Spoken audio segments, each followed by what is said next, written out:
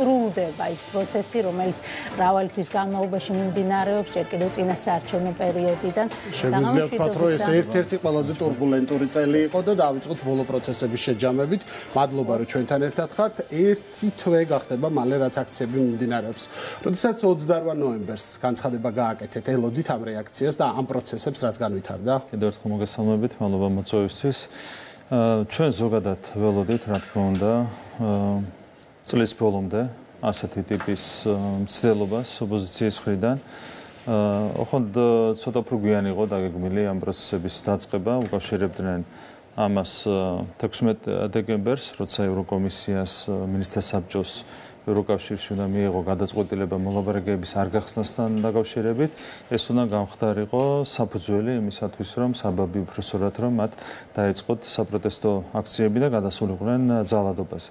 შესაბამისად 28 ნოემბრის განცხადება იყო მხოლოდ დამაჩქარებელი იმ პროცესების, რომლებიც ისედაც იყო დაეგმილი, მათ ჰქონდათ წინასწარ უზრუნველყოფილი უკვე ძალადობისთვის ყველანაირი მასალები, მათ შორის სტატისტიკაც გავასაჯაროეთ პიროტექნიკასთან დაკავშირებით. ნოემბრის თვეში, 1-დან 27 ნოემბრის ჩათვლით 90% იყო გაზრდილი პიროტექნიკის გაყიდვის მაჩვენებელი, რაც გასაგებია, რასაც ნიშნავდა, ისინი ემზადებოდნენ ასეთი ტიპის აგრესიისთვის, ძალადობისთვის და კიდევ ერთხელ ვიტყვი, რომ 28 ნოემბრის განცხადებამ მხოლოდ დააჩქარა ეს პროცესები, რომლებიც ისედაც იყო დასაწყები. გარდა ამისა, მე მინდა შეგახსენოთ, რომ პროტესტი დაიწყო არა 28 ნოემბრიდან, არამედ 26 ოქტომბრის შემდეგ, როგორც კი წააგეს არჩევნები, როგორც კი ნახეს არჩევნების შედეგები, მაშინვე დაიწყეს საპროტესტო აქციები, კეტავდნენ ხან გმირთა მოედანს, ხან ვაკეს, ხან მელიქიშვილის გამზირს და ეს შემდეგ და მათ დაგეგმილი ჰქონდათ, რომ გაეგრძელებინათ უწყოდათ ეს პროტესტი. საბოლოო ჯამში მოხდა ის, რაც კიდევ ერთხელ ვიტყვი, უნდა მოხდარიყო და დაგეგმილი ჰქონდათ, ხონ ცოტა უფრო გვიან. ჩვენ მიჩვეული ვიყავით, რომ წელიწადში ერთხელ ჰქონდათ რევოლუციის მოწყობის ცდელობა. მოწლევანდელი წელი იყო პირველი შემთხვევა, როდესაც ორჯერ ცადეს რევოლუციის მოწყობა, თუმცა ორივე ცდელობა ჩაუვარდათ. საბოლოო ჯამში კიდევ ერთხელ გამოჩნდა, რომ დიდი რესურსი მათ არ აქვთ. კიდევ ერთხელ ვიტყვი, რომ როგორც არჩევნების მოგებას, ისე ქუჩაში წარმატებას სჭირდება ერთი და იგივე რესურსი, ეს არის ხალხის ხარდაჭერა. ხალხის ხარდაჭერა არ აქვს ოპოზიციას, ხედავთ, რომ ამ დღეებში დაახლოებით 1000 კაცამდე იკრიბება საშუალოდ რუსთაველის გამზირზე.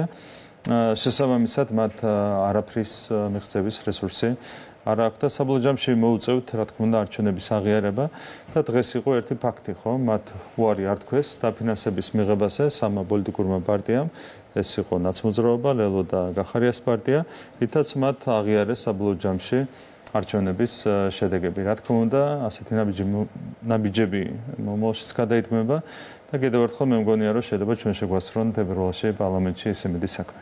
ჩვენ მაყურებელს უნდა მივაწოდოთ ეს ინფორმაცია, რომ CSCOM ამცნო საზოგადოებას, რომ დღეს 6 საათზე ამოიწურა ვადა, როდესაც პარტიებს შეეძლოთ დაფინანსებაზე უარის თქმა, სულ არჩევნების შედეგების მიხედვით 7 სუბიექტმა მიიღო დაფინანსება, აქედან 3 არის ის ბარიერ გადალახული ოპოზიციური პარტია, ერთმა გვარამია მელია გირჩედროა თქვა უარი, მაგრამ 3 პარტია იღებს ამ დაფინანსებას, რაც ყველაზე მნიშვნელოვანია.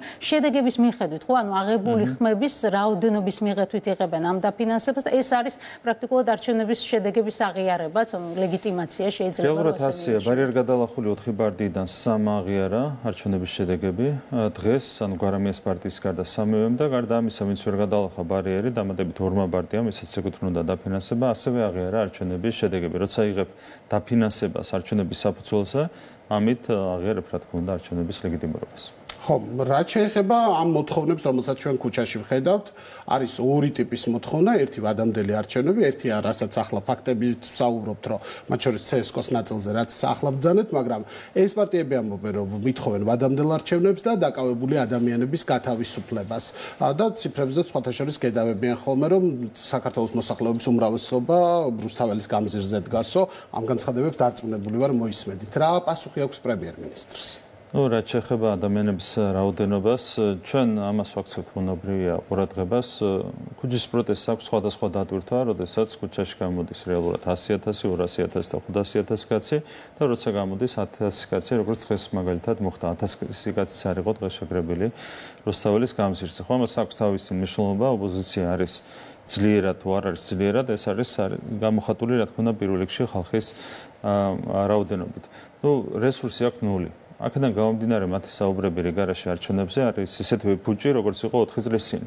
მე მინდა შეგახსენოთ 4 წლის წინ ისინი იმუქრებოდნენ, პირდებოდნენ საკუთარ მხარდამჭერებს, რომ აუცილებლად იქნებოდა რიგარაში არჩევნები.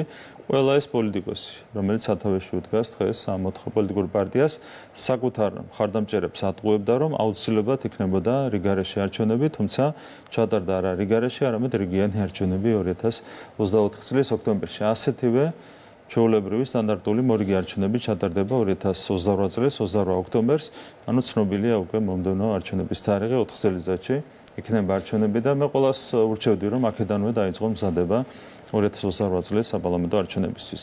მანამდე დაახლოებით 10 თვეში არის ადგილობრივი თვითმმართველობის არჩევნები. საბოლოო ჯამში ისეთ რამეს გაუგეთებენ საკუთარ თავს, რომ იქაც სრულ ფიასკოს განიცდიან, რაც კარგია. ჩვენთვის ეს არის კარგი, არა მარტო სუბიექტურად, ჩვენთვის როგორც მმართველი გუნდისთვის, არამედ ქვეყნისთვის არის კარგი ის, რომ სუსტდება ეს რადიკალური ოპოზიცია, რაც ნაკლებ მანდატს მიიღებენ საკრებულოებში მომავალ წელს, მით უკეთესი და რაც ნაკლებ მანდატს მიიღებენ შემდეგ უკვე რადიკალური ოპოზიციის წარმომადგენლები 2028 წლის საპარლამენტო არჩევნებში, მით უკეთესი. ძალიან მნიშვნელოვანი იყო თქვენი შეხვედრა ბიზნესის წარმომადგენლებთან, სხვადასხვა აზრის და პოზიციის ადამიანები მოვიდნენ თქვენთან სასაუბროდ და ჩვენ ცალკეული შეფასებები მოვისმინეთ ბიზნესის წარმომადგენლების მხრიდან, მაგრამ მნიშვნელოვანია თქვენი შთაბეჭდილება მათ მიერ დაყენებულ პრობლემებზე, როგორი განწყობა არის ბიზნესში, ბუნებრივია რომ განსხვავდება ეს პოზიციები, მაგრამ თქვენთვის რა იყო საყურადღებო და შეიცვალა თუ არა ეს განწყობა შეხვედრის დასრულების შემდეგ, ეს არის საინტერესო. ჩვენ შეუზღუდავად მოვიწვიეთ ყველა, მათ შორის იქ იყვნენ ბიზნესმენები, რომლებიც შეუერთდნენ გაუგებარ განცხადებას რიგარაში არჩევნების დანიშვნასთან დაკავშირებით, ზოგადად ბიზნესი არ შეიძლება ასე ღრმად შედიოდეს პოლიტიკაში, როგორც არ შეიძლება ხელისუფლება შეიჭრას ბიზნესის თავისუფლებაში, ასევე არ შეიძლება ასე ღრმად შევიდეს ბიზნესი პოლიტიკაში. ეს არის ერთგვარი პრინციპები, რაც ყველა ქვეყანაში მოქმედებს, თუმცა, როდესაც იწერება მაიდნის სცენარები, იქ ეს პრინციპებიც აღარ მოქმედებს. რატომ? იმიტომ რომ ნებისმიერი სისტემა უნდა ჩამოშალონ. ანუ ეს არის ჩვენი არაკეთილმოსურნეების ერთ-ერთი ამოცანა, რომ ყველა პრინციპი უნდა მოიშალოს სახელმწიფოში იმისათვის, რომ მათ მიაღწიონ წარმატებას. რაც შეეხება უშუალოდ შეხვედრას, ანუ ვინ როგორი კმაყოფილი დარჩა, ამაზე რა თქმა უნდა ჯობია თავად ბიზნესმენებმა ისაუბრონ, ისინი იყვნენ შეხვედრის მეორე მხარე. რაც შეეხება ჩემს დამოკიდებულებას, მნიშვნელოვანი იყო ჩემთვის ეს შეხვედრა, ჩვენ გვქონდა იმის საშუალება, რომ მოსაზრეები გაგვეცვალა და ასევე კითხვები დაისვა და ამ კითხვებსაც უპასუხეთ. მათ შორის იყო კრიტიკული კითხვები, კონკრეტულად ამ ბიზნესმენების მხრიდან. საინტერესო იყო თავისთავად ეს დისკუსია, ყველა მოისმინა კითხვა-პასუხი და მე მგონია, რომ უმეტესობას მაინც უდიდეს უმრავლესობას ამ ბიზნესმენების ყველა კითხვაზე გაეცა პასუხი, რაც შეიძლება აწუხებდეს ადამიანს. როგორც ევროინტეგრაციის მიმართულებით, ასევე ზოგადად სტაბილურობის შენარჩუნების მიმართულებით, მე დავუპირდი ყველას, რომ აუცილებლად უზრუნველყოფილი იქნება სტაბილურობა, სიმშვიდე, მშვიდობა ჩვენს ქვეყანაში.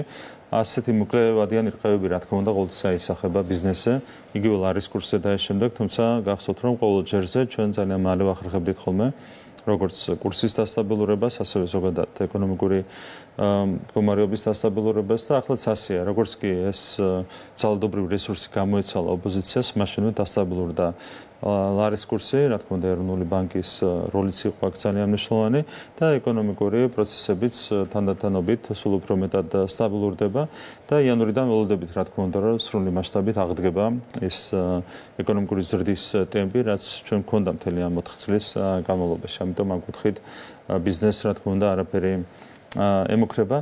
ამ შეხვედრის შემდეგ იყო ასეთი შეთავაზება ჩვენი მხრიდან, რომ იმ ბიზნესმენებთან, რომლებსაც ჰქონდათ კრიტიკული შეხედულებები, დამატებით საჯაროდ უკვე ღია ეთერის, პირდაპირ ეთერის ფორმატში გაგვემართა დისკუსია.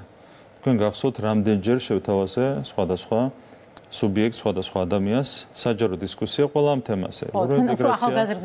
ახალგაზრდებზე გავაკეთე აქცენტი, შემდეგ გამოვიდა მაგალითად ჩოთა არველაძე, მან გამოთქვა სინანული იმის გამო, რომ ხელისუფლება არ ესაუბრებოდა საზოგადოებას, აქაც მას მიმართე წამოიყვანა 10-12 კაცი, ვის კომპეტენციაშიც იყო დარწმუნებული, ან ვის გულწრფელობაშიც იყო დარწმუნებული და აქაც ნახეთ გარიდება საჯარო დისკუსიისგან. ისევე ეშინიათ მათ დისკუსიის, როგორც არ ვიცი, გინახავთ ალბათ ფილმებში, ეშმაკს რო ჯვარს აჩვენებენ და ისტერიკას რო უპირისპირებს, აი ეს რაღაც ემართება. არ შედგება ეს შეხვედრაც. რადიკალური ოპოზიცია და საჯარო დისკუსია არის აბსოლუტურად ერთმანეთისგან დაშორიშორებული ცნებები, მართლა ეშინიათ, გულწრფელად ეშინიათ ნებისმიერი საჯარო დისკუსიის. ამას აქვს ერთადერთი მიზეზი. მათ ყველაფერი ძალიან კარგად იციან. ვინც არის თუნდაც რიგითი მხარდამჭერი რადიკალური ოპოზიციის, თითოეულმა ადამიანმა ზუსტად ის ყველაფერი, რაც თავი იცის ის, რომ არ არის მართალი. და რომ სიმართლე არის ჩვენს მხარეს. სხვა მიზეზი და ახსნა არ შეიძლება გქონდეს ასეთ გაქცევას ყველა შეთავაზებიდან საჯარო დისკუსიასთან დაკავშირებით. ჩვენ ვითხოვთ საჯარო დისკუსიას ისინი გაურბიან. 2012 წლამდე იყო პირიქით. ხალხი ითხოვდა დალაპარაკებას ხელისუფლებისგან და ხელისუფლება იყო ჩაგეტილი. ჩვენ ახლა ვითხოვთ ვიხვეწებით ნებისმიერ ახლაც ვიმეორებ იგივე შეთავაზებას. 10-12 კაცი შეიგრიბონ, ვისაც აქვს პრეტენზია გულწრფელობაზე და ვისაც აქვს პრეტენზიები, ინტერესი რომ მიიღოს კითხვებზე პასუხი, მოვიდნენ პირდაპირ ეთერის ფორმატში და გამართოთ დისკუსია. აქაც არ ვიცი, დარწმუნებული ვარ, რომ იგივე გაგრძელდება, რაც აქამდე იყო, გაურბიან დისკუსიას, ამას შეიძლება კონდეს ერთადერთი ლოგიკური ახსნა.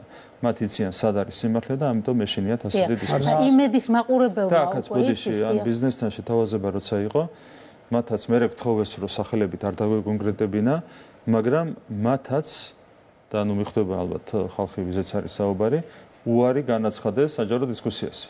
თუ ფიქრობ, რომ მართალი ხარ, რატო არ მოდიხარ ამ დისკუსიაზე, ხო? მათაც შეეშინდათ ამ დისკუსიის და უარი თქვეს პირდაპირ ეთერში დაჯდომაზე, ჯანსაღი დისკუსია, ხო, ეს იყო რაც შევთავაზეთ მათ. დიახ, აი გადაცემის დასაწყისში ჩვენ უკვე ვისაუბრეთ იმაზე, რომ იმ კომპანიების ნაწილი, რომლებიც კრიტიკულად არიან განწყობილი ხელისუფლების მიმართ და საყვედურობენ ევროპული მომავლისთვის საფრთხის შექმნას და ასევე ეკონომიკური ურთიერთობების გაგრძელებას რუსეთის ფედერაციას და სწორედ ისინი ვაჭრობენ რუსეთთან, ძალიან დიდ მოგებას იღებენ რუსეთის ფედერაციისთან ამ ეკონომიკური ურთიერთობით. საინტერესო თქვენი შეფასება როგორი არის ამ მეთქო როლმაკ სტანდარტზე? ესეც არის აი იგივე ერთ-ერთი მიზეზი, რატომაც გაურბიან საჯარო დისკუსიას, ხო? არიან ადამიანები, რომლებიც იწუნებენ ჩვენს პრაგმატულ პოლიტიკას, მათ შორის, რა ვიცი, ალბათ მომხრე არიან, რომ სანქციები დაუწესოთ რუსეთის ფედერაციას, ნუ ყოველ შემთხვევაში განცხადებების დონეზე, ხო, მარტივად ჩავეკითხებით ამ ხალხს, რომ აი შენ რო ვაჭრობ რუსეთთან, რო გაგაქვს შენი საქონელი, ხო? რანაირად ითხოვ პარალელურად ჩვენგან რუსეთთან არაპრაგმატული პოლიტიკის არმოებას და იგივე სანქციების დაწესებას, ხო? ან მეორე კითხვა. ევროპარლამენტი რო გამოვიდა და რომ მოითხოვა ჩვენგან რუსეთისთვის სანქციების დაწესება. გამოვიდა ვინმე და გააკეთა კრიტიკული განცხადება, ხო აწყობთ გააგრძელონ სავაჭრო ურთიერთობები რუსეთთან.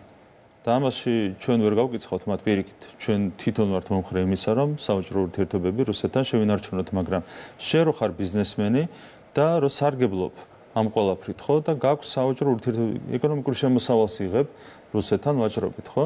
რატომ არ გამოხვედი და რატომ არ გააკრიტიკე ევროპარლამენტი იმისათვის, რომ სრულიად არაადეკვატური მოთხოვნა წაუყენა საქართველოს ხელისუფლებას?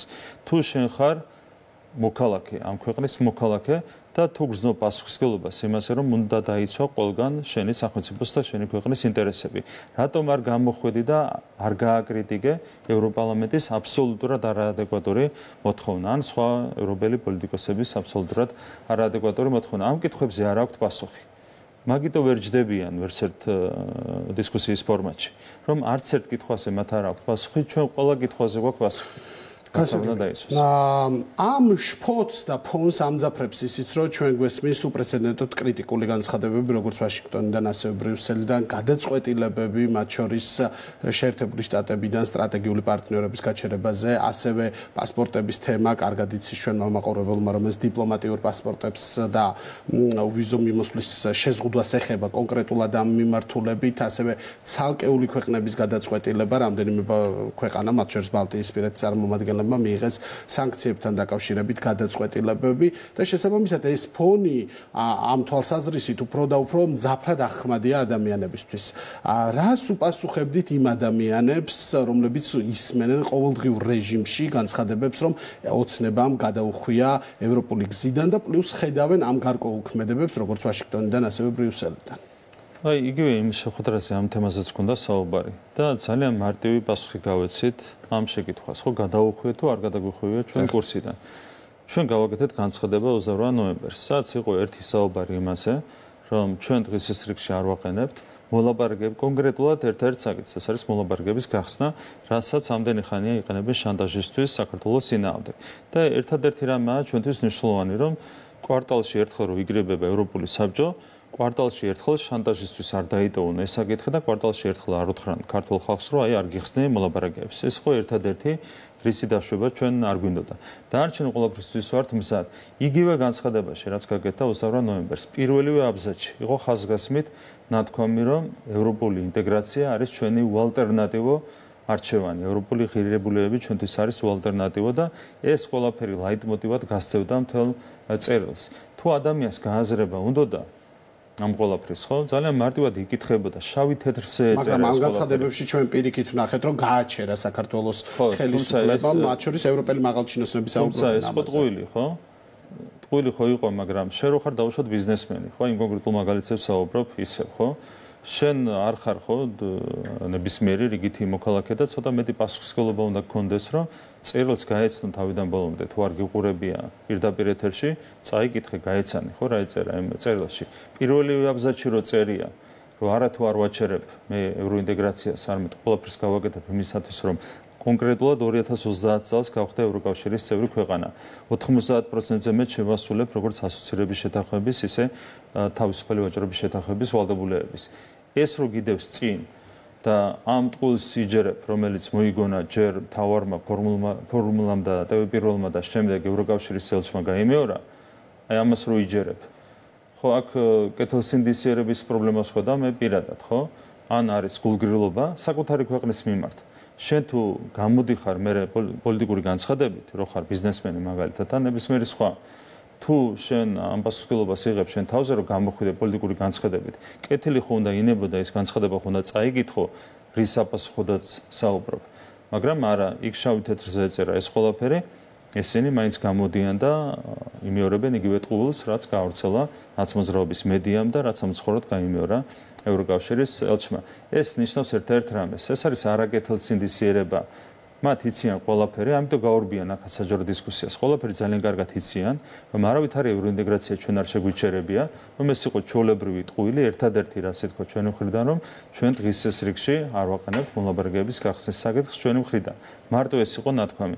ეს იციან ძალიან კარგად, მაგრამ იმეორებენ მაინც იგივე ტყუილს, რაც გაავრცელა ნაცმოძრაობის მედიამ თავის დროზე და რაც სამწუხაროდ ცალკეულმა დიპლომატებმა ევროკავშირიდან გაიმეორეს. ეს არის ძალიან სამწუხარო. აქ არის თავარი მიზეზი რა, რომ ამ ადამიანებს, კონკრეტულ ადამიანებს აქვთ თავიანთი პოლიტიკური მიგერძოება, გადაყოლილი არიან კოლექტიურ ნაცმოძრაობას, ვერ ელევიან კოლექტიურ ნაცმოძრაობას და ბიზნესმენს რა ეს მართლა არ მესმის. როგორ შეიძლება ბიზნესმენს მაინც ხო როგორ შეიძლება უნდოდეს ნაცმოძრაობის დაბრუნება ხელისუფლებაში, ხო კოლექტიურ ნაცმოძრაობაზე მაქვს საუბარი, როცა ბიზნესის რეკეტი იყო მათი მთავარი ხელწერა და დღესაც რასაც აკეთებენ, აი ეს ეწოლა ბიზნესზე, ეგრეთ წოდებული ბულინგი, მცდელობა რომ ჩაეთრიონ პოლიტიკაში, ხო ზუსტად იგივეა, რასაც აკეთებენ 2012 წლამდე, იგივე ფორმით ვეღარ აკეთებენ, ანუ ვეღარ ართმევენ ქონებას ადამიანებს, ვეღარ ართმევენ ფულს ადამიანებს, მაგრამ ამ ფორმით ცდილობენ ძალადობას ბიზნესზე. ბიზნესმენი რო ხარ და დაბრუნება რო გინდა იმ პოლიტიკური ძალების, ჩემთვის ეს ნიშნავს ერთ-ერთ რამეს. ისინი ელოდებიან პოლიტიკური ცვლილებიდან გამორჩენას. სხვა ახსნა მე უბრალოდ არ მაქვს ამასთან დაკავშირებით. ასეც და ისეც მე კიდევ ერთხელ მინდა გავიმეორო, რას თქვი იმ შეხვედრასაც, ბიზნესი იქნება თავისუფალი, ეს არის ჩვენი ერთ-ერთი უმთავრესი მიღწევა 2012 წლის შემდეგ და რა თქმა უნდა არც ერთ შემთხვევაში ბიზნესს არ შეექმნება პრობლემები. ამაზე ვართ რა თქმა უნდა ჩვენ პასუხისმგებელი. დიახ, ახლა რა ნიშნულზეა საქართველოს ურთიერთობა ევროკავშირთან, ურთიერთობა შეერთებულ შტატებთან და რა შეცვლის აი რთულ მოცემულობას. იგივე ოციანურის მნიშვნელობაც არის რა თქმა უნდა ჩვენთვის ძალიან საინტერესო თქვენი გადმოსახედიდან. თუ დღეს რა თქმა უნდა ეს ურთიერთობები არის სრულიად არასასურველ ნიშნულზე. ორივე მიმართულებით, როგორც ევროკავშირთან მიმართებით, ასევე ამერიკის შეერთებულ შტატებთან მიმართებით და ჩვენ ვითხოვთ გადატვირთვას. და აქაც მინდა შეგახსენოთ, როგორ გრძელდებოდა 3 წლის განმავლობაში პროცესები. ჯერ იყო განაცხადის შეტანა კანდიდატის სტატუსზე, 5000 გვერდიანი დოკუმენტაცია მოამზადეთ ხელისუფლებამ, მათ შორის საჯარო მოსამსახურეები დღეს და ღამეს ათენებდნენ იმისათვის, რომ დოკუმენტაცია წარგვედგინა. ყველა მიცის, რომ საქართველოს უკრაინასაც უსწრებდა და მოლდოვასაც და ბოსნიასაც ყველა პარამეტრით გავაგზავნეთ განაცხადი ივნისში ყოველგვარი დასაბუთების გარეშე გვეთქვა უარი. მანამდე მე მინდა შეგახსენოთ NGO-ების პოზიცია რა იყო. ჯერ NGO-ები აცხადებდნენ, რომ მათ უნდა შეევსოთ კითხვარი. თან ამბობდნენ, რომ ქვეყანა იქცეოდა და თან თვითონ უნდა დაეწერათ ის დოკუმენტაცია, სადაც ქვეყნის მდგომარეობა უნდა ყოფილიყო აღწერილი. ხო პირდაპირ გამოჩნდა თავიდანვე მათი განზრახვა რა იყო. უნდა გაეგზავნათ ისეთი დოკუმენტაცია, რომლის საფუძველზეც ჩვენ არ მოგვენიჭებოდა კანდიდატის სტატუსი. მანამდე ივნისამდე ვიდრე გადაწყვეტილება მიიღებოდა სოროსის ფონდის ევროინტეგრაციის პროგრამების ხელმძღვანელმა ჩხიკვაძემ თუ არ ვცდები, დაწერა ოფიციალურად დასკვნა, რომლითაც მოუწოდებდა ევროკავშირს, რომ არ მოენიჭებინა კანდიდატის სტატუსი. აი აქაც ორმაგი სტანდარტი თუ არ არის და არაკეთილ სინდისიერება თუ არ არის, ხო? ვინმე გაკიცხა ეს ადამიანი იმისათვის, რომ ევროკავშირისგან ითხოვდა უსამართლო გადაწყვეტილების მიღებას, კანდიდატის სტატუსის არ მინიჭებას. რატომ არ გაკიცხეს? ამ NGO-ებმა, ამ პარტიებმა, რომლებსაც თავი მოქონდათ, რომ თვითმიზანი იყო მათთვის ევროინტეგრაცია. კაცმა დაწერა, გააგზავნა, რომ არ მიცეთ კანდიდატის სტატუსიო. და მერე გამოვიდნენ ეს NGO-ები ივნისში, როცა არ მოგვენიჭა სტატუსი სრულიად უსამართლოდ, ქულებით გამოაქვეყნეს შეფასება და დადგინდა, რომ ყველანაირად ჩვენ გვეკუთვნოდა პირველ რიგში კანდიდატის სტატუსი. გამოვიდნენ ეს NGO-ები და იმ ჩხიკვაძეს კი არ მოთხოვეს პასუხი. დასკვნა რო გააგზავნა. ჩვენი გადადგომა მოითხოვეს, იმიტომ რომ ჩვენ დაგვაბრალეს კანდიდატის სტატუსის არ მინიჭება. აქედან წელიწად ნახევარი კიდე რა ხდებოდა, ესეც მინდა შეგახსენოთ. იყო 12 პუნქტი. ბოლომდე პირნათლად შევასრულეთ ყველაფერი გავაკეთეთ. აქაც იყო საბოტაჟი. NGO-მა უარი თქვეს სამუშაო ჯგუფებში შემოსვლაზე, პარტიებმა თქვეს უარი სამუშაო ჯგუფებში შემოსვლაზე და პირდაპირ კამპანია მიდიოდა კანდიდატის სტატუსის წინააღმდეგ წელიწად ნახევრის განმავლობაში. ამბობდნენ, რომ ხელისუფლება არაფერს არ აკეთებს, არაფერი არ არის შესრულებული, არ უნდა მოგვენიჭოს კანდიდატის სტატუსი, ხო ხდებოდა ეს წელიწად ნახევარი. თან იქვე აცხადებდნენ, რომ თვითმიზანი იყო მათთვის ევროინტეგრაცია და წინ წაწევა ქვეყნის სამმართველობით. ესეც სრული ფარსი და ტყუილი. ჩვენ ყველაფერი გავაკეთეთ, იქიდან მხრიდან იყო მხოლოდ საბოტაჟი, მხოლოდ ხელოვნური დაბრკოლებები და ისინი იყვნენ პროევროპულები ბჭყალებში და ჩვენ ვიყავით ანტიევროპულები. ხო, აქაც ყველაფერი ძალიან კარგად ჩანდა და ყველაზე მძიმე ის იყო, რომ ევროკავშირის პოლიტიკოსების და ჩინოვნიკების მხრიდან, კონკრეტული ჩინოვნიკების მხრიდან ამ საბოტაჟს აქედან იქით საბოტაჟს ჰქონდა პირდაპირი მხარდაჭერა. ძალიან მარტივი გაშიფრული თამაში იყო. მთელი ეს წლები რა ხდება? 3 წელი რომ ჩვენ ვითხოვთ, ჩვენ გვინდა, ისინი ამბობენ რომ არ უნდა მოგვენიჭოს, არ გვეკუთვნის, არ უნდა გაიხსნას მოლაპარაკებები, ისინი არიან ამ დროს პროევროპულები და ჩვენ ვართ ანტიევროპულები, ხო? იმდენად ყალბი და მარტივი თამაშია, რომ ყველა ხედავს აქ რაშიც არის საქმე. საჯარო დისკუსიასაც მაგიტო ვერ ჯდებიან. აი რა უნდა გითხრან ამ ყველაფერთან დაკავშირებით? ეს კითხვა რო დაისმება, რა პასუხი უნდა გაქცენ, ხო? ხო თვითონ ეწინააღმდეგებოდნენ კანდიდატის სტატუსსაც, მერე რამდენი ტყუილი ლაპარაკეს, ხო? ამბობდნენ რომ კანდიდატის სტატუსი იყო, რა ვიცი, მილიარდები დაგვეყრებოდა ევროკავშირიდან და ამ შემდეგ როგორც კი სტატუსი მივიღეთ, მეორე დღეს ვეთქვეს, რომ ეს სტატუსი თურმე არაფერი არ იყო. აი ამ კითხვას რა პასუხი უნდა გაცენ, ხო? სრული ფარსი. სრული ტყუილი და დღესაც ცდილობენ რამენერად დააზიანონ ჩვენი ქვეყანა, მაგრამ ამოწურეს ყველანაირი რესურსი. კიდევ ერთხელ რაც შეეხება შეკითხვას, რა თქმა უნდა, ვართ არასასურველ ნიშნულზე, მაგრამ გვაქვს ოპტიმისტური მოლოდინები. მათ შორის ეს მოლოდინები არის დაკავშირებული ამერიკაში ცვლილებებთან. როგორც მოგახსენებათ, 20 იანვარს შედგება ახალი პრეზიდენტის დონალდ ტრამპის ინაუგურაცია და ძალიან მნიშვნელოვანია ის, რომ ძალიან მაღალი ალბათობით უკრაინაში ომი დასრულდება ძალიან მალე პრეზიდენტ ტრამპის ლიდერობის პირობებში. და რა თქმა უნდა, ასეთ დროს დამშვიდება რეგიონი და ეს სიმშვიდე აისახება ბუნებრივია ჩვენს ქვეყანასაც. გარდა ამისა, დონალდ ტრამპს აქვს გაცხადებული, რომ ის აპირებს ბრძოლას Deep State-თან და ჩვენთან ურთიერთობებში მთავარ პრობლემას ქმნიდა სწორედ ეს არაფორმალური გავლენები, ოლიგარქიული გავლენები. თუ მოხდება ამერიკის შეერთებული შტატების დეოლიგარქიზაცია არაფორმალური გავლენებისგან გაწმენდა და Deep State-ის გაწმენდა, რა თქმა უნდა, აქ საერთოდ ძალიან კარგი მიმართულებით წავა ჩვენი და ამერიკის ურთიერთობები და ეს პირდაპირ აისახება, რა თქმა უნდა, საქართველოს ევროკავშირის ურთიერთობებს. ამიტომ ოპტიმიზმის საფუძველი არსებობს და იმედია, რომ ყველაფერი ამ მიმართულებით ჩვენ ევროკავშირის მაღალჩინოსნების განცხადებებში ნახეთ, რომ თუ დაუბრუნდება საქართველოს ძველ გზას, ეს პროცესი განახდება, მაგრამ იქ არის რამდენიმე პუნქტი, არის კანონები და არის საუბარი გამოძიებაზე, საუბრობ ნაცემ ჟურნალისტებზე, მომიტინგებზე, ის კადრები, რაც ვნახეთ ძალადობის ფაქტებზე, არაერთი განცხადება მოყვა, მათ შორის კაია კალასის მხრიდან. რა ეტაპზეა გამოძიება, სანამ ვისაუბრებთ კანონებთან დაკავშირებით თქვენს პოზიციას? კი, გამოძიება წარიმართება ყველა ფაქტთან დაკავშირებით, დაწყებულია თავიდანვე დაიწყო გამოძიება. მე ერთი ზოგადი რამ მინდა თქვა, ზოგადად შინაგან საქმეთა სამინისტროს მოქმედებასთან დაკავშირებით. მთავარი ამოცანა რა იყო, ხო? პრეცედენტო ძალადობის ფონზე, რაც ჩვენ ვიხილეთ მომიტინგეების მხრიდან, იყო დაახლოებით 500 კაციანი ორგანიზებული ძალადობრივი დაჯგუფება, რომელიც ძალიან უხეში ფორმით მოქმედებდა, ყველანაირ მასალებს იყენებდა ამისათვის, უმძიმესი შეურაცხყოფა, ფიზიკური შეურაცხყოფა და ეს შემდეგ. ჩვენი მთავარი ამოცანა რა იყო? ერთი რომ ძიმე განვითარება არ მოყოლოდა ამ ყველაფერს და მთავარი იყო, რა თქმა უნდა, პირველ რიგში მსხვერპლის თავიდან აცილება და მალობა ღმერთს ეს ძალიან ეწყინა მაკეინის ინსტიტუტს, მაგრამ სწორედ ასე წარიმართა პროცესები, ჩვენ ასეთი მძიმე შედეგი ავიცილეთ თავიდან და ეს არის, რა თქმა უნდა, შინაგან საქმეთა სამინისტროს დამსახურება, თითოეული პოლიციელის და ხელმძღვანელობის დამსახურება და მეორე იყო თუნდაც ისეთი შედეგის თავიდან აცილება, რაც ცალკეული ადამიანის ჯანმრთელობას დაატყობდა კვალს. თქვენ გახსოვთ, როგორ დასრულდა მაგალითად საქართველოში 2011 წლის შეკრების დარბევა, ხო, 4 კაცი მოკლეს პირდაპირ მშვიდობიან შეკრებაზე. და ასევე მინდა შეგახსენოთ კახარიას გმირობა 2019 წელს, როდესაც 7 ადამიანს დარჩა კვალი, მძიმე კვალი ჯანმრთელობაზე. მათ შორის 2 ადამიანმა დაკარგა თვალი. ასეთი იყო კონკრეტული ადამიანების მერაბიშვილის კახარიას პასუხი. ასე ვთქვათ, გარკვეულ აქციებზე, მიტინგებზე, მეორე შემთხვევაში იყო ძალადობრივი.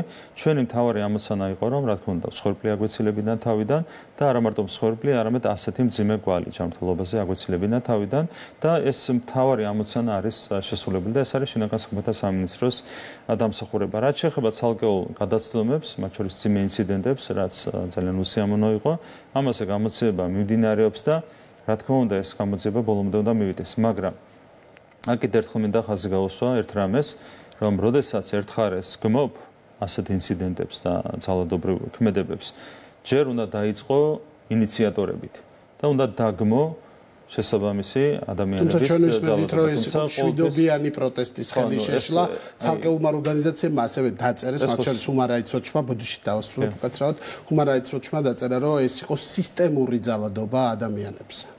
ორივე მიმართულებით ხო სირცხვილია, რასაც ჩვენ ვისმენთ, ხო?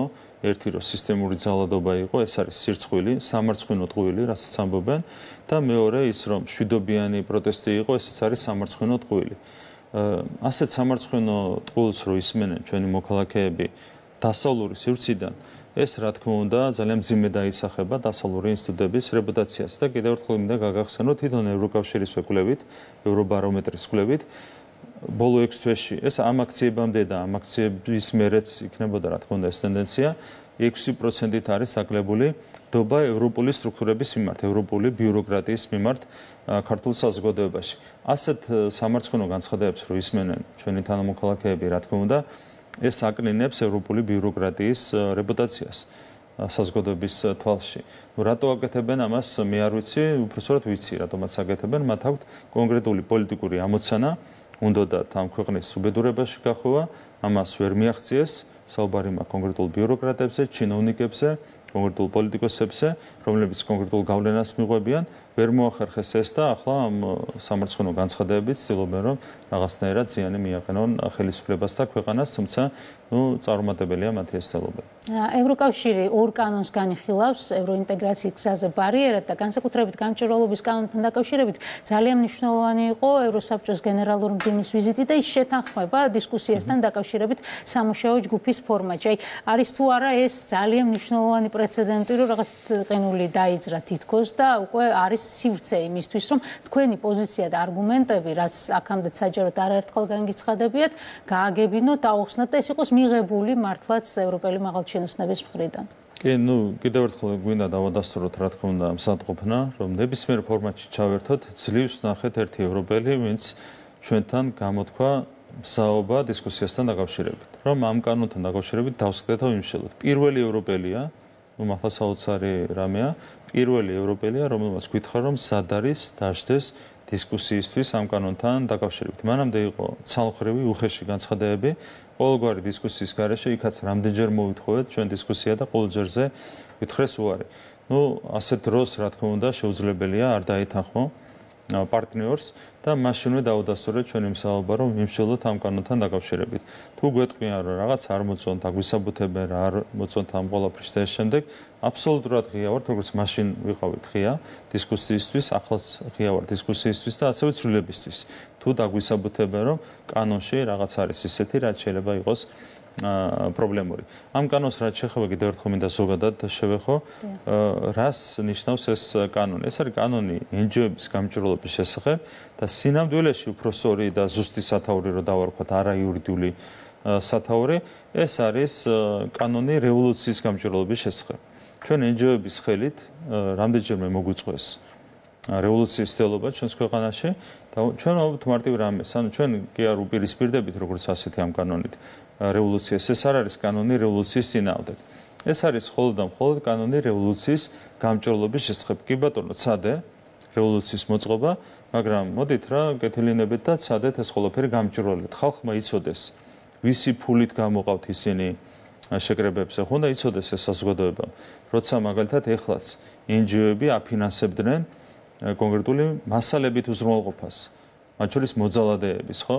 ხონდა იცოდეს ხალხმა, ვინ აკეთებს ამას, მე შეიძლება აღარ მივიდეს იმ შეკრებაზე, თუ დაინახა, რომ უცხოური ფულით ხდება ასეთი აქტივობების დაფინანსება. ამიტომ რევოლუციის გამჭვირვალობა არის მნიშვნელოვანი. მაგრამ ეს კანონი არ არის მთავარია, ახლა საერთოდ მეორეხარისხოვანიაო სალომე ზურაბიშვილმა თქვა. ის ამბობს, რომ ახლა მთავარია ახალი არჩევნების დანიშვნის საკითხი.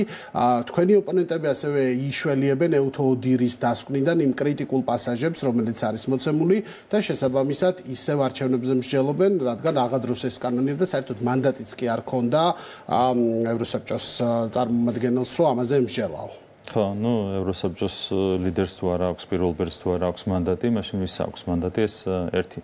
რაც შეეხება არჩევნებს, თქვენ გახსოვთ რამდენიმე სამარცხინო ტყუილი, რაც ითქვა მათი მხრიდან არჩევნებთან დაკავშირებით, მათ შორის სალომე ზურაბიშვილის ცნობილი ტყუილი 17-ჯერ ხმის მიცემასთან დაკავშირებით. ან 16-ჯერ და 18-ჯერ კი არა, 17-ჯერ ხდებოდა ერთი და იგივე ამორჩეულის მიერ მაინც და მაინც ხმის მიცემა სხვადასხვა საარჩევნო უბანზე, რაც ტექნიკურადაც შეუძლებელია ახალი აპარატურის გათვალისწინებით, დაადონ თითი რომელიმე ჩანაწერს ევთო ოდირის დასკვნაში, რომელიც პირდაპირ თუნდაც ირიბად მიანიშნებს 17-ჯერ ერთი და იგივე ამორჩეულის მიერ ხმის მიცემასთან დაკავშირებით. ანუ ევთო ოდირმა დაადასტურა, რომ სალომე ზურაბიშვილმა თქვა ტყუილი ეგრეთ წოდებულ კარუსელთან დაკავშირებით. კარუსელი, ეგრეთ წოდებული კარუსელი, როგორც პრობლემა საერთოდ არ ფიგურირებს ამ დასკვნაში. ანუ უთქვამს თუ არა სალომე ზურაბიშვილს ტყუილი და უთქვამს თუ არა ოპოზიციას. ტყუილი როცა ამბობდა, რომ ხან 300.000, ხან 200.000, ხან 400.000 ხმა გაყავდა, ხო? ანუ ეს ერთი ტყუილი. რაც შეეხება ცნობილი გაჟონვის თემას და ხმის ფარულობის დარღვევას, 76%-ში საერთოდ ვერ დაადგინა ვერც ერთი შემთხვევა ხმის ფარულობის დარღვევის. 76%-ში და 24%-შიც დაადგინა ცალკეული შემთხვევები, როგორც არის გაჟონვა, ვიღაცამ ამოიღო კონვერტიდან ბიულეტენი და ვიღაცამ დაინახა თუ ვინ შემოხაზა ამა თუ იმ ამორჩეულმა და ეს შემდეგ. 76%-ში საერთოდ ვერანაირი დარღვევა ვერ დაინახა და 24-ში ამ დროს გახსოვთ, რომ ეს ცნობილი გაჟონვის ამბავი იყო გამოტანილი როგორც თითქოს გაყალბების მთავარი ინსტრუმენტი, ხო? ანუ რო გავყვეთ რუსული ჩარევა და ეს შემდეგ. ანუ ყველა მათი ბრალდება, ძირითადი ბრალდება და ძალიან კარგად მოახდინა ამის სისტემატიზაცია შალვა პოპულაშვილმა, 5 მთავარი ბრალდება იყო გამოყოფილი და 5-ვე დადასტურდა, რომ იყო ტყუილი. ევთო ოდირის დასკვნამ დაადასტურა, რომ 5-ვე იყო ტყუილი, რატომ? იმიტომ რომ საერთოდ არ ფიგურირებს ეს საკითხები, რუსული გავლენა, გაჟონვა, იქ კარუსელი და ეს შემდეგ საერთოდ არ ფიგურირებს ევთო ოდირის დასკვნაში. შესაბამისად, ევთო ოდირმა დაადასტურა ის, რაც ყველამ ძალიან კარგად იცის. რომ არჩევნები არ გაყალბებულა, არჩევნები ჩატარდა სათანადოდ და არჩევნებმა ასახა რასთავარია ამორჩევლის ნება. ჩვენ კვლევებით ჩავატარეთ ცოტა ხნის წინ და არჩევნების სამართლიანობასთან დაკავშირებით არის ძალიან მაღალი მაჩვენებელი, ზუსტად შეგვიძლია პროცენტებში ვისაუბროთ ამ ყველაფერზე ერთ-ერთ ბრიფინგზე. სადღაც 70%-მდე ჩვენს სამორჩევლოს აქვს ნდობა იმასთან დაკავშირებით, რომ არჩევნები ჩატარდა სამართლიანად. ეს არის რეალური მაჩვენებელი. და დანარჩენი არის უბრალოდ ქვეყნის მასშტაბით. კი, დანარჩენი არის უბრალოდ ხალბიმტკიცება. თან წარმოიდგინეთ, რომ აქ შედის ის სამორჩეველიც მათ შორის, რომელმაც ოპოზიციურ პარტიებს დაუჭირა მხარი. ანუ იმხელა იმდენად მაღალი პროცენტია. დანარჩენი ყველაფერი არის სარიელი საუბარი, რაც ეუთოდილის დასკვნამ კიდევ ერთხელ დაადასტურა. აი, მიუხედავად იმისა, რომ ოპოზიციის ამ პირვანდელ ბრალდებებთან ეუთოდილის დასკვნა მართლაც ახლოსაც კი არ არის, მაღალი რანგის ევროპელი მაღალჩინოსნების მხრიდან, პოლიტიკოსების მხრიდან ჩვენ დასკვნის შეფასებისას მაინც მოვისმინეთ, რომ დადასტურდა სერიოზული ხარვეზების არსებობა, დადასტურდა ის ეჭვები, რომლებიც გამოითქმებოდა მანამდე სხვადასხვა წარმომადგენლის მხრიდან. მთლიანობაში საერთაშორისო პარტნიორები როგორ აფასებენ უკვე ამ დასკვნის შემდეგ არჩევნებს, დგას თუ არა ახალი არჩევნების მოთხოვნა მათი მხრიდან, ხა საჯაროდ ეს არ თქმულა, მაგრამ აი განცხადებებში რაც ვრცელდება, შეიძლება თუ არა ეს ამოვიკითხოთ, რასაც ამტკიცებენ თქვენი ოპონენტები, რომ აუცილებელია. რა ხარვეზებზეც არის საუბარი ეუთოდილის დასკვნაში, შეგიძლია ამოიგითხოთ პრაქტიკულად ნებისმიერი ქვეყნის მიმართ შემუშავებულ საარჩევნო დასკვნაში, ამიტომ რეალურად არაფრის საფუძველი არ არსებობს. დამთავრებული ამბავია, პარლამენტი არის შემდგარი, მთავრობა არის შემდგარი, პრეზიდენტის ინაუგურაცია ჩატარდება 3 დღეში, ყველაფერი დამთავრებულია. ყველაფერი არის დამთავრებული, კიდევ ერთხელ გამიმერებ, რომ ეს ესმით, რა თქმა უნდა, მათ ძალიან კარგად. 1000 კაცსაც უყარგრებენ ყოველდღიურად, ხო, ეს არის დღევანდელი მოცემულობა. კიდევ ერთხელ გამიმერებ, რომ ამ ყველაფრის გათვალისწინებით შეიძლება ჩვენ შეგვასრულოთ თებერვალში საქართველოს პარლამენტში. უკვე აღიარეს არჩევნების ლეგიტიმაცია დღეს, როდესაც უარი არ განაცხადეს დაფინანსების მიღებაზე, თუ არ აღიარებს შედეგებს, იმ შედეგების საფუძველზე როგორ იღებ დაფინანსებას, ხო? მარტივად არის საქმე, როცა უკვე ხელშესახებ სარგებელთან მოუწიათ შეხება, მაშინვე აღიარეს არჩევნების შედეგები. და რა თქმა უნდა ეს პროცესი გაგრძელდება. ამ წლის პოლიტიკურ კალენდარზე ბოლო ისეთი პოლიტიკური მოვლენა არის ახალი პრეზიდენტის ინაუგურაცია და საკითხი კვლავ რჩება დილემად დათმობს თუ არა ძველი პრეზიდენტი ორბელიანების სასახლეს. რა მოლოდინი გაქვთ?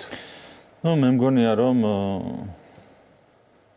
გონივრულ გადაწყვეტილებას მიიღებს ამ შემთხვევაში მაინც პრაგმატულ გადაწყვეტილებას მიიღებს. ნუ თავარი მიზეზი რატომაც ასე მგონია არის ის, რომ სასახლის არ დატოვება ნიშნავს სისხლის სამართლის დანაშაულის შადენას. რაც ითვალისწინებს თუმცა ფიზიკურად დაგიცავთო თანამებრძოლები ეუბნებიან. ეს დანაშაული თვალისწინებს მრავალწლიან პატიმრობას არა მარტო თვითონ სალომე ზურაბიშვილისთვის, არამედ ნებისმიერი ადამიანისთვის, რომელიც ამაში იქნება ჩართული.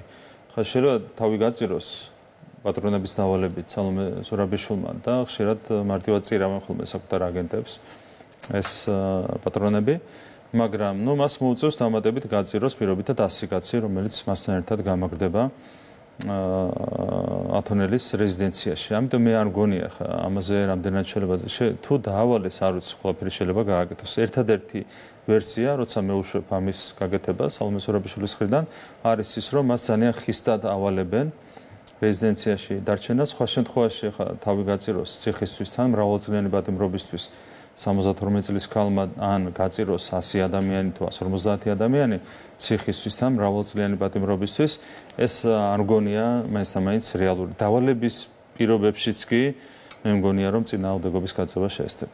აი საყურადღებო საკითხია, რას შეცვლის ახალი არჩეული პრეზიდენტის ინაუგურაცია უკვე საერთაშორისო დონეზე. ჩვენ უნდა გავიხსენოთ კარლ ბილტის განცხადება, რომ 29 დეკემბრის შემდეგ ევროპამაც და სხვებმაც უნდა გადაწყვიტონ, ვის მიიჩნევენ ისინი ლეგიტიმურ პრეზიდენტად. ხო ეს რაღაცა ისეთი ორმაგი განცხადებაა, თქვენ როგორ გაიგეთ და როგორ გალბილტს უნდა გუბერნატორი დაგვინიშნონ აქ საქართველოში, ეს დრო წავიდა 90-იანი წლების შემდეგ, როცა გარედან გვინიშნავდნენ გუბერნატორებს და ცეკასტივინებს. ხო, ეს არ არის ის დრო, კალბილდი ვერანაირი ცეკასტივინას ვერ დანიშნავს ამ ქვეყანაში და ვერც ვერანაირი ჩინოვნიკი რომელიმე ევროპული დედაქალაქიდან, ხო?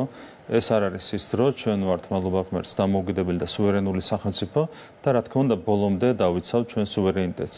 ეს არის რაღაც პოლიტიკური განცხადებები და მე სამის დიდ მნიშვნელობას არ მივანიჭებდი, გალბილდი ყველა მიცის რომ არის ძალიან დიდი ხნის მეგობარი იმ პოლიტიკური ძალისასაც ქვია ნაცმოძრაობა, აქედან გამომდინარე მისი ასეთი განცხადებები რა თქმა უნდა არავის უკვირს. ხო, თუმცა არის თუ არა ეს მნიშვნელოვანი საერთაშორისო პარტნიორებისთვის, მე გულისხმობ მაგალითად იგივე კაია კალასის პოზიციასაც, რომ 29-მდე შეიძლება ბევრი რამ მოხდეს და ეს ბევრი რამ რის სურვილით შეიძლება კონდეთ გარკვეულ სუბიექტებს, ეს თუ არ მოხდება, ჩაითვლება თუ არა რომ პროცესი დასრულდა და უკვე რეალურად კაია კალასმა დაანონსა ის რომ 29-ში ყველაფერი მთავრდება სალომე ზურაბიშვილისთვის, მან განაცხადა მკაფიოდ, რომ 29 დეკემბერს იწურება სალომე ზურაბიშვილის უფლებამოსილების ვადა, უბრალოდ თქვა, რომ მანამდე ბევრი რამ შეიძლება მოხდესო. თუმცა 29 დეკემბრამდე ბევრი რამ არ მოხდა, ცოტა რამაც არ მოხდა, შესაბამისად რჩება 29 დეკემბერი.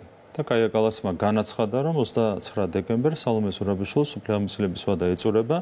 შესაბამისად, მე არ მგონია, რომ რაიმე ირაციონალური ნაბიჯები გადაიდგას ევროპელი ჩინოვნიკების მხრიდან 29 დეკემბრის შემდეგ. ნახოთ, როგორ განვითარდება ეს. ამ პროცესებს ჩვენ ნახავთ, სამი დღე დარჩა სულ რაღაც. ამით წლევანდელი პოლიტიკური პროცესები სრულდება, მაგრამ რა ელის 2025 წელს საქართველოს?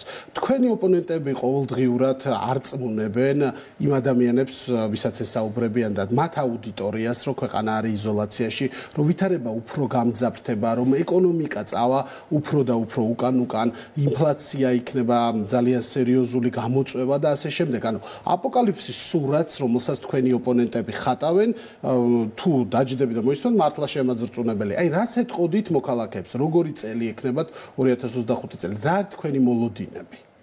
ეს მათი ოცნებებია, რომელსაც რა თქმა უნდა არ უწერია ახდენა. რეალურად მე ვარ აბსოლუტურად დარწმუნებული, რომ ყველაფერი იქნება ძალიან კარგად ყველა კუთხით.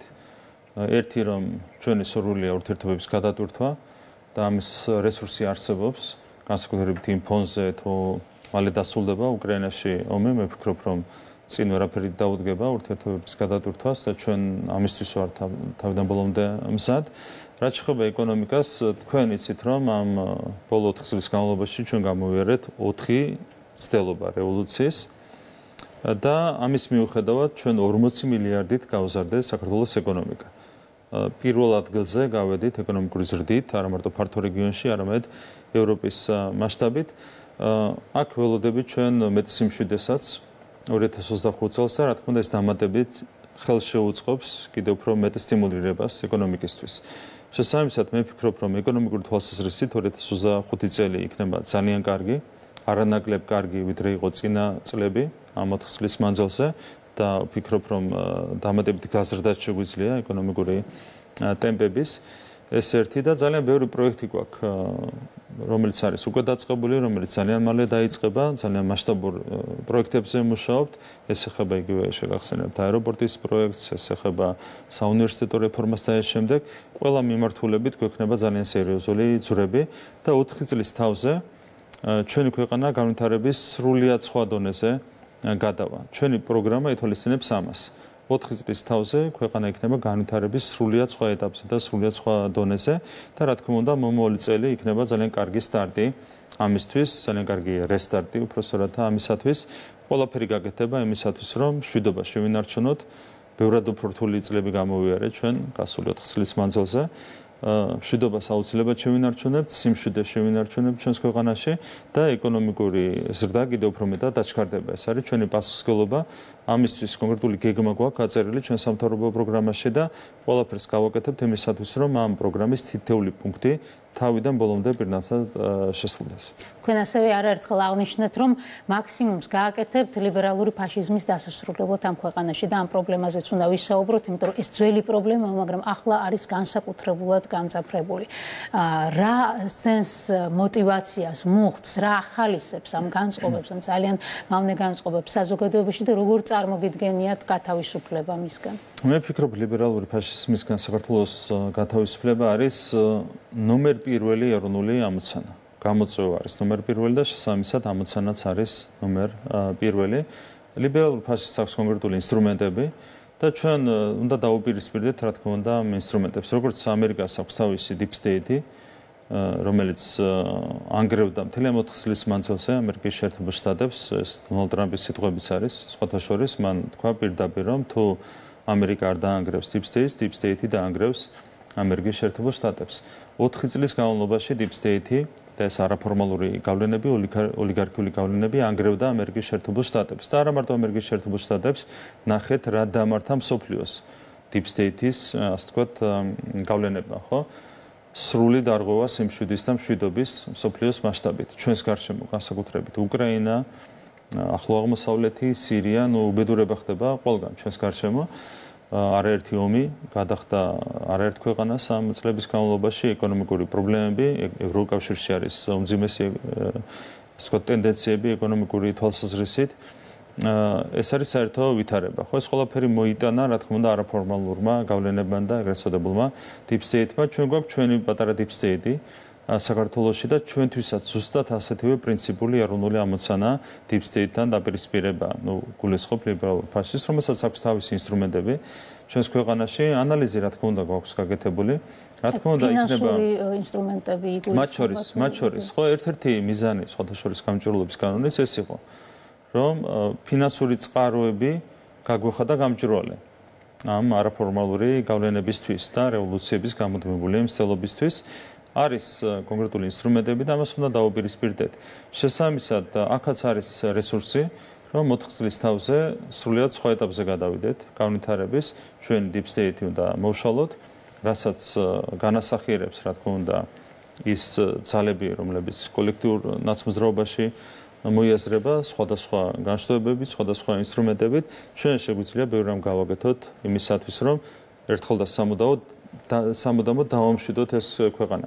და ამისათვის ამ ლიბერალური ფაშიზმის განეიტრალება და შესაბამისი პოლიტიკური რესურსის განეიტრალება არის პრინციპულად მნიშვნელოვანი. ქვეყანა უნდა დამშვიდდეს, ეს არის ჩვენი ეროვნული გამოწვევა და ჩვენი ეროვნული ამოცანა და ამისთვის ყველაფერი გაკეთდება, რა თქმა უნდა, სხვა ამოცანების შესრულებასთან ერთად, როგორც არის დემოკრატიული სისტემის გამტკიცება, ეკონომიკური განვითარება და ამ შემდეგ. თქვენ ანალიზი ახსენეთ, როდესაც აფასებთ იმას, თუ როგორ იქნება ეს განწყობები, მაინც ჩანს, რომ ეს ხელოვნური პროცესია, იმიტომ რომ ჩვენ ხშირად ვისმენთ, რომ ეს არის ადამიანების ემოციები, სპონტანური რაღაც მოქმედებები. აი, მნიშვნელოვანია ალბათ აუხსნათ საზოგადოებას, რა იწვევს ამ აგრესიას და სიძულვილს. ეს არის ყველაფერი ხელოვნურად გარედან დალაგებული. როგორც 100 წლის წინ იყო ხელოვნურად დალაგებული ბოლშევიზმი ჩვენს ქვეყანაში.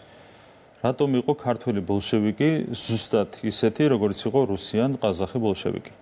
ხო, ნებისმიერი რესპუბლიკის ერთნაირი იყო. არ განსხვავდებოდა ქართველი ბოლშევიკი, რუსი, ბელარუსი, უკრაინელი თუ ყაზახი თუ ნებისმიერი სხვა რესპუბლიკის წარმომადგენელი ბოლშევიკისგან. იდენტურები იყვნენ. რატომ? იმიტომ რომ ერთიანი დალაგებული იდეოლოგია იყო, როგორც შემოვიდა გარედან, სრულიად უცხო მოვლენა ქართული კულტურისთვის ბოლშევიზმი და გაიდგა ფესვები.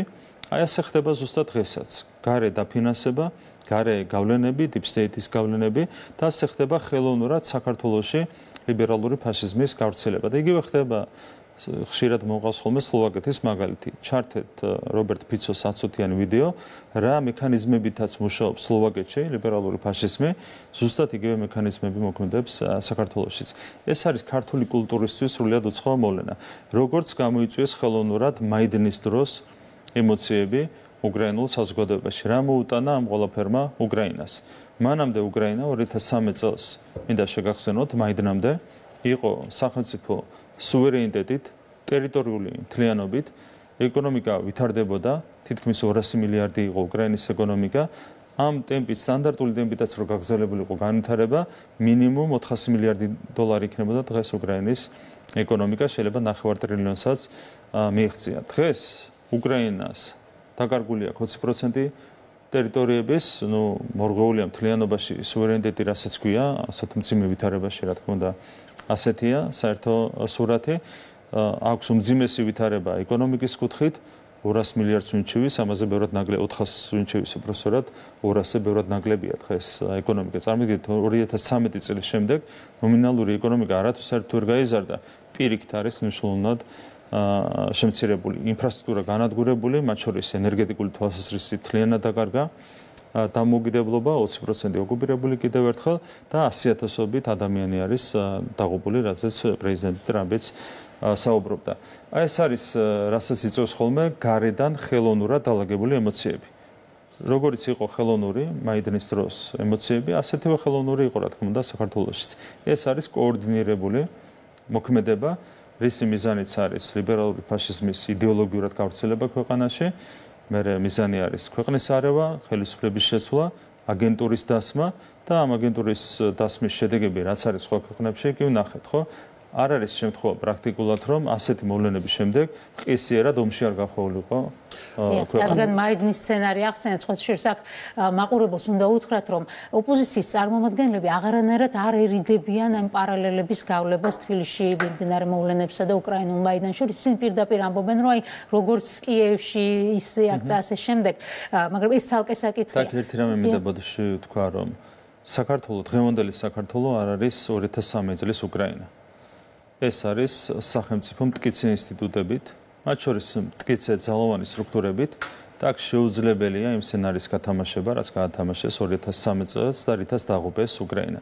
ეს არ არის 2013 წლის უკრაინა, ეს არის სახელმწიფო თავისი ძლიერი და მტკიცე ინსტიტუტი. სანამ აქციები იმართება და სანამ გარკვეულ ცხელთავებს აქვთ თავიანთი ჩანაფიქრები და იმედები, რომ შეიძლება კიდე რაღაც მოხდეს. აი არის შანსი და რისკი ვითარების ესკალაციის. არავითარი შანსი არ აქვს. რასთავარია ეს დალაგებული 500-კაციანი ძალადობრივი რესურსი განეიტრალებულია.